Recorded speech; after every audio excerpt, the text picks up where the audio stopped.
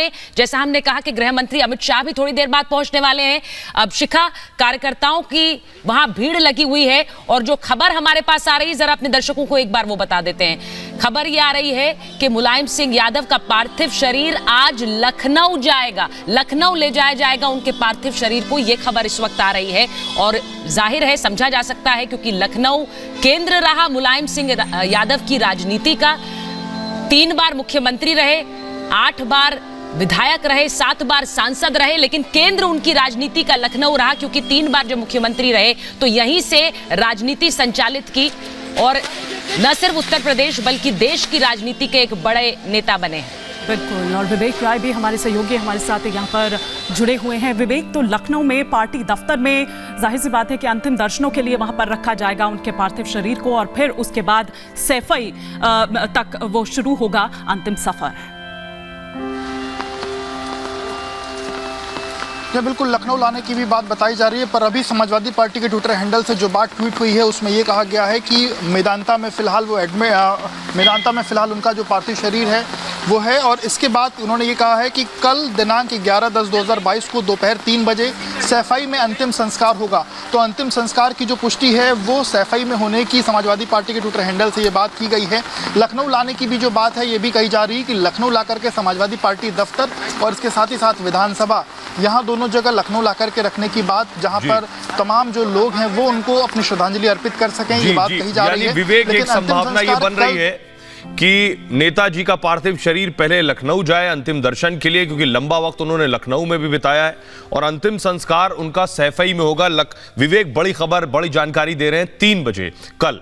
और हमारे साथ पूर्व राज्यपाल उत्तर प्रदेश के राम नाईक साहब जुड़ रहे हैं। राम नाईक जी, आपका एक जो नेताजी के साथ एक सियासी तौर पर मैं कहूं या निजी तौर पर कहूं एक रिश्ता रहा है, किस तरह से, कौन से उनकी बातें हैं जो आपको सबसे ज्यादा प्रभावित करती रही हैं? क्योंकि नेताजी का जाना एक युग का अंत है, जिस तरह की सियासत उन्होंने की।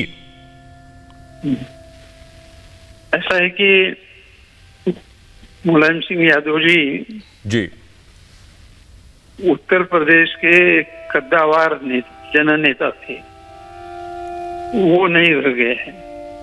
लंबे समय तक उत्तर प्रदेश के राजनीति में एक दृष्टि से उन्होंने इतिहास रचा है,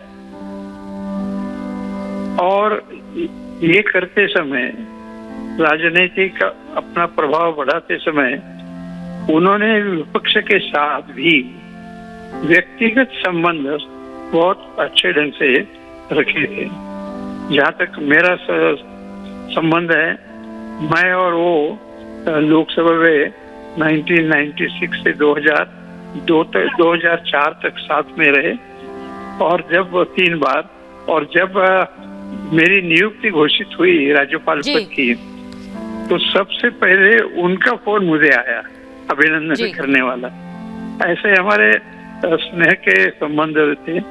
और उत्तर प्रदेश के 5 सालों में भी कई बार अलग अलग प्रकार के निर्णय मुझे लेने पड़े, लेकिन फिर भी उसमें भी वो जानते थे और मानते भी थे कि मेरे जो विरोधियों के साथ भी उन्होंने संबंध है, राम नाईक जी, विरोधियों के साथ भी कैसे रिश्ते बनाए रखना है, ये भी मुलायम सिंह जी की एक कला थी। और मुझे लगता है कि भारतीय राजनीति में उस कला को सीखना भी चाहिए। बहुत बहुत धन्यवाद हमसे बात करने के लिए।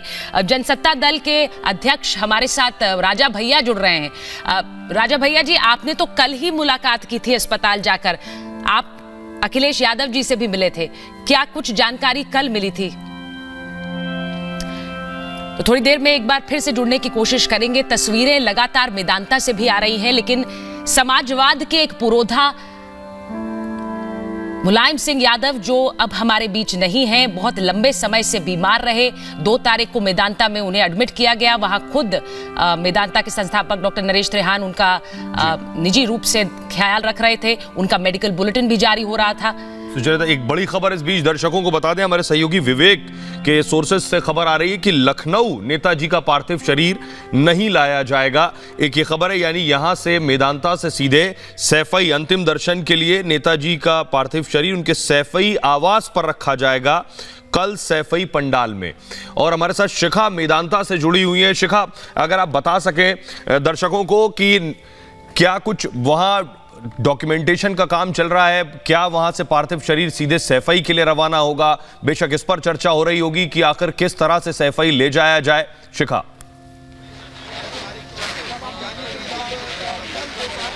बिल्कुल सोहेल, आप ठीक कह रहे हैं। देखिए, डॉक्यूमेंटेशन का काम चल रहा है, उसमें थोड़ा वक्त भी लगने वाला है। उसके बाद उनका पार्थिव शरीर यहां से ले जाया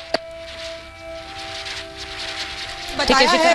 शिखा क्या बिल्कुल पहले ये था कि लखनऊ ऑडियो में कुछ प्रॉब्लम हो रही है, हम लौटेंगे आपके पास। लेकिन जिस तरह से जानकारी मिल रही है और जिस तरह से सुहेल आप बता रहे थे, जो जानकारी मिल रही है वो ये कि सीधे यहाँ गुरुग्राम के मेदांता अस्पताल से उनका जो पार्थिव शरीर है वो सीधा सैफई ले जाया जाएगा और वहीं पर उनका अंतिम संस्कार किया जाएगा। वहीं अंतिम दर्शनों के लिए रखा जाएगा नेताजी का पार्थिव शरीर।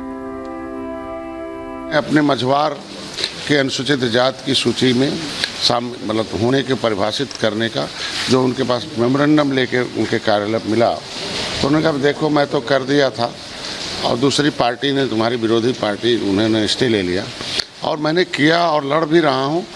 उस कई हजार लोगों के सर्टिफिकेट बने और आपके समुदाय के लोग अधिकारी, कर्मचारी, IAS PCS भी बने हैं। मैं उनका मुकदमा सुप्रीम कोर्ट में लड़ा हूँ और जीत कर दिखाया हूँ कि नहीं, सुप्रीम कोर्ट को मानना पड़ा, जिनके बन गए उनकी नौकरी नहीं। तो किस तरीके से वो किसी के साथ चलते तो अंतिम तक उन्हें निभाते थे, इसलिए एक अपूर्णीय क्षति है, उनके लिए हम लोग मेहमान हैं।